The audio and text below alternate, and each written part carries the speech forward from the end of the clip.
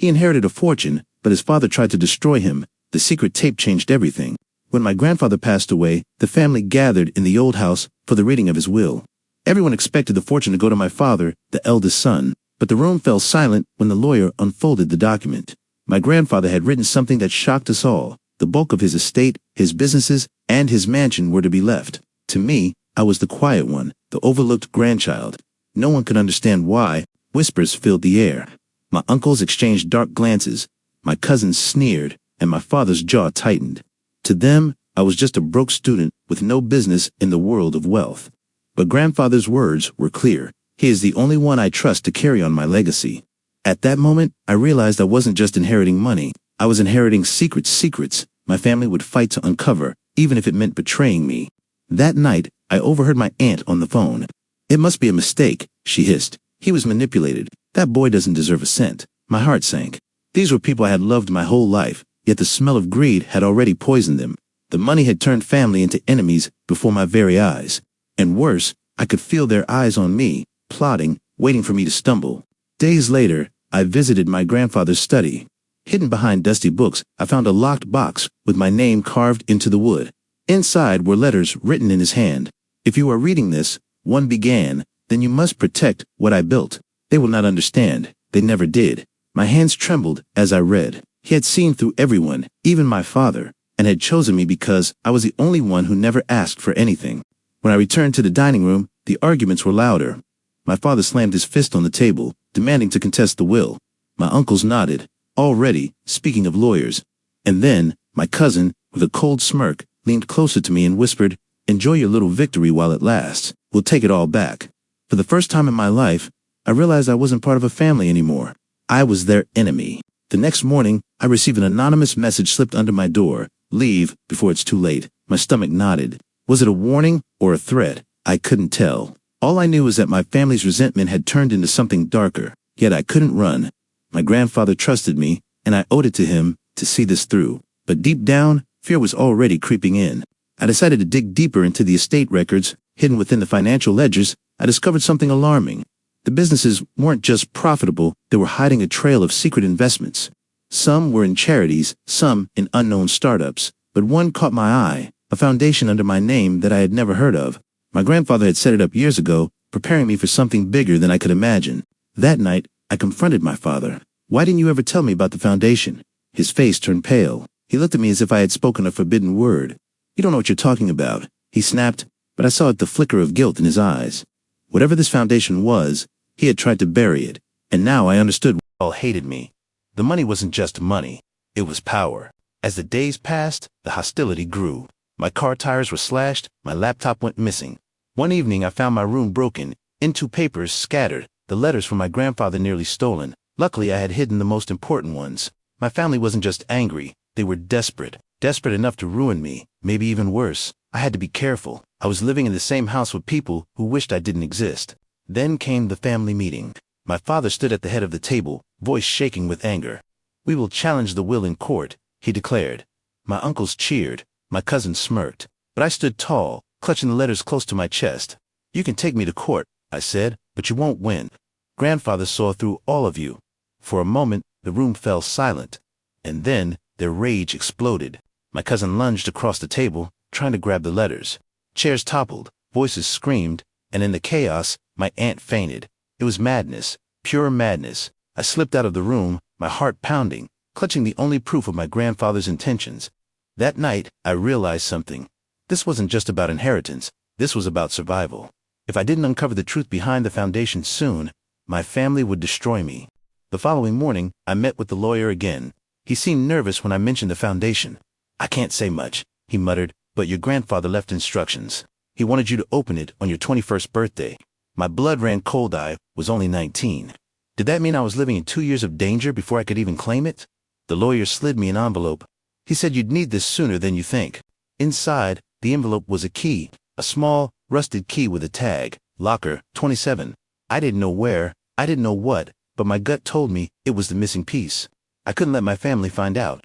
That evening, I lied, saying I was going to a friend's. Instead, I drove to the city, my mind racing. Whatever was hidden in Locker 27 would explain everything, or it would end everything. I took the tape home and locked myself in my room. As the screen flickered, my grandfather's face appeared. His eyes, stern yet kind, seemed to pierce through time. "If you're watching this," he said, "then they have already turned against you. The truth about our family is darker than you know. Protect the foundation at all costs. It holds the key to everything." My heart raced as he leaned closer to the camera and whispered, "Trust no one, not even your father." I froze as the tape ended. My grandfather's warning echoed in my mind, "Not even your father." My hands shook as I replayed his words, trying to grasp the meaning. Could it be true? Could my own father, the man who raised me, be the very person I had to fear most? I didn't want to believe it, but deep inside, a cold certainty was growing. The next morning, my father knocked on my door. His voice was calm, almost too calm. "Son, let's talk." I slid the tape under my pillow before opening the door. He smiled, but his eyes didn't. "I know you've been digging into the foundation. Don't. It's not meant for you." The way he said it, sharp and deliberate, made my skin crawl. He knew I had something. When I reached the old bank, the clerk hesitated. "This locker hasn't been opened in over a decade," she whispered. With trembling hands, I slid the key in and turned it.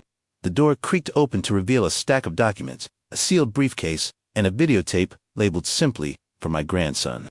My breath caught in my throat. My grandfather had left me not just wealth, but a message, and I knew my life would never be the same. I decided to play along. "I don't care about the foundation," I lied. His face softened for a moment, but then he leaned in. "Good, because people who go looking for secrets often get hurt." My stomach twisted. It wasn't a warning, it was a threat. The man I once trusted with my life had just revealed his true face. Later that day, I went through the documents from Locker 27. They revealed shocking details. Years ago, my father had tried to seize control of my grandfather's businesses, but when he was caught embezzling funds, my grandfather had stripped him of all authority. That's why the inheritance skipped him and came to me. My father hadn't just been overlooked, he had been punished. My mind raced. If my father had already betrayed his own father, what was he capable of doing to me? Suddenly, I understood why my grandfather had created the foundation in secret. It wasn't just wealth, it was protection. A safeguard against my father's greed. But the problem was, now my father knew I had found it. That night, I couldn't sleep. Every creak of the floorboards, every shadow in the hallway made my heart jump. I locked my door, pushed a chair against it, and kept the letters close. At midnight, I heard footsteps outside. Then, a hand rattling my doorknob. I held my breath, clutching the key in my palm like a weapon. After a long pause, the footsteps retreated. I didn't dare sleep until dawn. The next morning, I found my aunt waiting in the kitchen. Her face was pale, eyes red from crying. "Listen to me," she whispered. "Leave while you still can. Your father won't stop until he has everything." I stared at her, unsure if she was warning me or manipulating me. But before I could answer, my father walked in, and she fell silent instantly. Her fear spoke louder than her words. I knew I needed allies, someone outside the family. I reached out to Mr. Harris, my grandfather's oldest business partner. When we met, his face darkened as I explained. "Your grandfather trusted you for a reason," he said. "The foundation funds projects that could expose powerful people, including your father. That's why he wants it destroyed." His words chilled me. My father wasn't just after money. He was after control of dangerous secrets. Mr. Harris handed me another envelope, sealed with my grandfather's wax insignia. He left this with me, just in case. Inside was a letter. "When the time comes, reveal the truth. Only then will you be free." My grandfather hadn't just left me money, he had left me a mission. But, with every passing day, the walls were closing in, and I wasn't sure how much longer I could survive inside this house of betrayal. That evening, as I returned, I found my room ransacked again. The tape was gone. My father stood by the window, holding it in his hand. "Looking for this?" he asked, his voice cold. My heart sank. The evidence, the truth, my only protection, it was now in his grasp. And with a twisted smile, he whispered, "It's over, son. You should have never crossed me." My pulse thundered in my ears as my father slipped the tape into his coat pocket. I wanted to snatch it back, but his cold stare routed me to the floor. "You're done?" he said before walking out. I collapsed onto the bed, shaking. Everything my grandfather warned me about was true. Now, my father held the one piece of evidence that could expose him. I had to act fast before he destroyed it forever. I followed him discreetly that night. He drove across town to a storage unit. I hid in the shadows, watching as he opened the door and placed the tape inside a safe. My hands clenched into fists. That tape was my lifeline, my grandfather's voice proof of the corruption festering in my family. I promised myself I would get it back, no matter the risk. The next day, I confided in Mr. Harris. He frowned deeply. "You can't confront him, Hedden," he said. "He'll crush you. You need leverage." He handed me a folder of documents my grandfather had prepared, records of illegal dealings my father was involved in. My breath caught. Fraud, bribery, money laundering. If I revealed these, it wouldn't just ruin him, it could send him to prison. But the documents also revealed something far worse. My father had ties to dangerous men, men who didn't forgive betrayal. I realized if he felt cornered, he wouldn't hesitate to silence me permanently. Fear pressed down on my chest, but alongside it burned determination. My grandfather trusted me with the truth, and I couldn't let his legacy die in my father's hands. That night, I devised a plan. If I couldn't get the tape directly, I could use the documents to force my father's hand. I left a copy of one file on his desk with a note, "Return what's mine, or the world sees this." I didn't sleep. My phone buzzed at dawn. A message from him. "Meet me at the estate gates. Come alone." My blood turned cold. When I arrived, he stood waiting, the tape in his hand. His smile was sharp as glass. "You think you can threaten me?" he hissed. "You're just a child playing games you don't understand." But I didn't back down. "Then why are you shaking?" I asked quietly. For the first time, I saw fear flash in his eyes. It wasn't me he feared, it was the truth I carried. Suddenly, headlights cut through the darkness, a black SUV rolled up, and two men stepped out. My father's allies. My stomach dropped. "I warned you," my father said coldly. "You should have walked away." The men moved toward me, but before they could grab me, a car screeched up behind. Mr. Harris stepped out, flanked by two officers. My father's face twisted in rage as the officers blocked his men. Chaos erupted, shouts, threats, the glare of police lights. In the confusion, my father tried to slip away with the tape, but I lunged, grabbing his coat. We wrestled, the tape falling to the ground. I snatched it up and ran, clutching it to my chest as the officers restrained him. My father screamed my name, his voice venomous, but I didn't look back. I had what I needed. Later that night, in Mr. Harris's office, I replayed the tape. My grandfather's words filled the room once more. "Protect the foundation. It holds the key to rebuilding everything they destroyed." Tears burned my eyes. This wasn't just about money. It was about redemption, about uncovering the rot in my family and protecting the future my grandfather envisioned. But I knew the battle wasn't over. My father still had powerful allies, and the family would stop at nothing to break me. Yet for the first time, I didn't feel alone. With the tape, the documents, and the truth, I had weapons stronger than greed. My grandfather's legacy lived through me, and no matter the cost, I would see it through to the end. The next morning, headlines exploded across local newspapers. "Business mogul under investigation." Mr. Harris had leaked the first wave of documents. My father's name was everywhere, tied to corruption and embezzlement. I sat at the kitchen table, phone buzzing nonstop, as relatives called in panic. My father's empire was crumbling, and for the first time, he wasn't untouchable. But victory came with a cost. My aunt stormed into my room, her face pale. "Do you realize what you've done?" she hissed. "You've painted a target on your back. He won't stop. He'll come after you with everything he has left." Her hands trembled as she spoke. Part of me wanted to believe she cared, but another part wondered if she was only afraid of losing her share of the fortune. That evening, my father appeared on television denying everything. His voice was steady, his suit flawless, but I could see the cracks. He accused me of forging documents, called me a bitter son desperate for attention. My blood boiled, but Mr. Harris placed a hand on my shoulder. "Let him talk. The truth will outlast his lies." Still, hearing my father paint me as a villain stung more than I expected. The following day, we filed the tape with the authorities. My grandfather's voice was undeniable evidence that he had left me as the rightful heir and custodian of the foundation. The investigators listened intently, nodding as the words played. When the tape ended, the lead agent looked at me with a grave expression. "If what your grandfather hinted at is true, this case is bigger than just your father. Much bigger." The investigation widened, uncovering a network of fraud and backdoor deals spanning decades. My father wasn't just greedy, he was part of a system that had drained communities, destroyed families, and silenced anyone who got in the way. The foundation my grandfather created wasn't just wealth. It was designed to undo the damage, to give back what had been stolen. The weight of that mission pressed down on me like a mountain. Meanwhile, my father's allies began circling like vultures. Strange cars idled outside my apartment at night.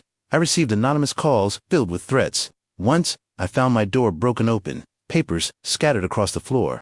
Fear became my shadow, but I refused to run. Every threat only proved how dangerous the truth was and how much it needed to be exposed.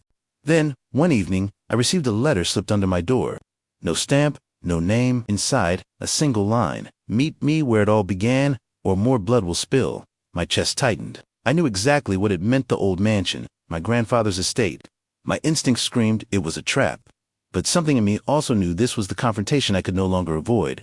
I drove to the mansion under the cover of darkness. The once grand house loomed against the night sky, windows shattered, vines crawling across the stone. As I stepped inside, The air smelled of dust and decay. My flashlight flickered over the portraits of ancestors staring down, their painted eyes heavy with judgment. Every step echoed like a drumbeat, my pulse quickening.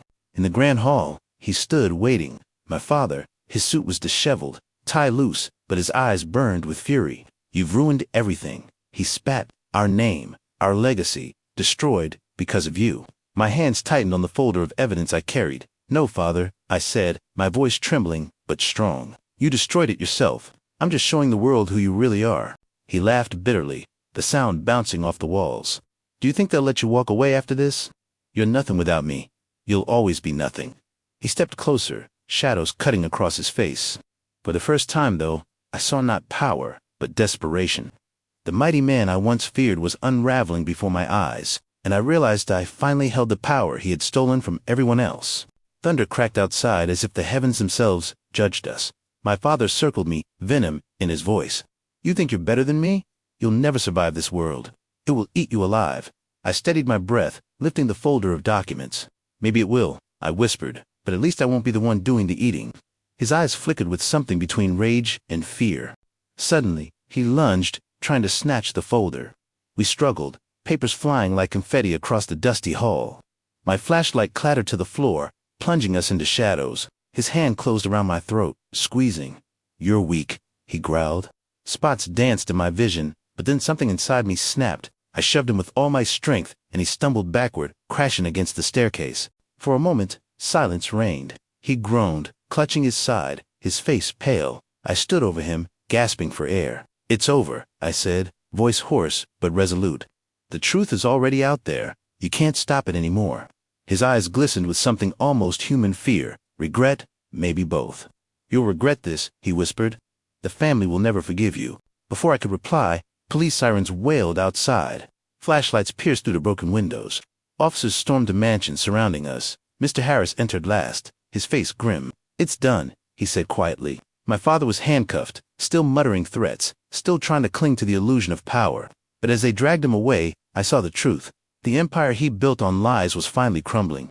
In the days that followed, the evidence spread across news networks. Fraud, bribery, conspiracies all exposed. The world watched as a once powerful man was stripped of his titles, his wealth frozen, his allies scattering like rats.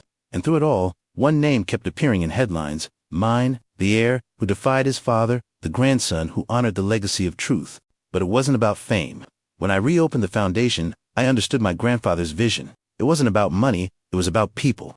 We funded scholarships, rebuilt neighborhoods, and supported families destroyed by the corruption my father fueled. Every brick laid, every life touched, felt like a piece of redemption, not just for me, but for the name my father had dragged through the mud. One afternoon, I returned to the mansion. The halls were still empty, the air still heavy with echoes of the past. Yet as I stood beneath my grandfather's portrait, I no longer felt fear, I felt strength. "I kept my promise," I whispered. "Your legacy is safe." For the first time in years, I believed he would be proud of me. Life wasn't simple after that. Some relatives cut me off forever. Others tried to reconcile, pretending they hadn't turned their backs on me before. I learned who truly cared and who only chased fortune, but I didn't need their approval anymore. The family name would not define me, my choices would. My father's trial became national news. I sat in the courtroom as witness after witness exposed his crimes. When the guilty verdict was read, he turned to me one last time. His eyes burned, but his lips trembled. Whether it was hatred or sorrow, I couldn't tell. And maybe, deep down, I didn't want to know. Walking out of that courtroom, I felt both heavy and free. Heavy with the weight of what I'd lost: my father, my innocence, the illusion of family, but free because I no longer carried the chains of silence. I had broken them. The truth was ugly, but it was mine, and I chose to face it rather than bury it. Years later, the foundation thrived. Children who would have been forgotten found hope. Families rebuilt their futures. I would sometimes sit with them, listening to their stories, and think of my grandfather's final words on the tape: "Protect the foundation." I finally understood it wasn't about wealth, it was about protecting people, giving them a chance to rise where others tried to bury them. At night, I still dreamed of the battles I fought, the mansion, the tape, the shadows of betrayal. Sometimes, I woke with tears, other times with a quiet smile. Pain and healing coexisted in me, shaping me into someone my younger self would barely recognize, someone stronger. Looking back, I realized my father was right about one thing: the world does try to eat you alive. But what he never understood was that survival doesn't mean becoming the predator. It means standing your ground, refusing to surrender your humanity. That was a lesson my grandfather left behind and the one I vowed to pass forward. On the anniversary of my grandfather's death, I visited his grave. I placed the old cassette recorder down, though the tape inside had long since worn out from replaying. "You gave me the strength to fight," I said softly, "and I'll keep fighting not for wealth, but for the people who need it most." A warm breeze rustled the trees, and for a moment, it felt like he was there with me. My story began with betrayal, fear, and secrets. But it didn't end there. It ended with truth, with a legacy reborn, and with me stepping into a role I never thought I could carry. I wasn't just the son of a corrupt man. I was the grandson of a visionary, the keeper of a promise, and the author of a new future. And though the scars of the past would always remain, they became proof of one simple truth. Sometimes, the greatest inheritance isn't money, it's the courage to change everything.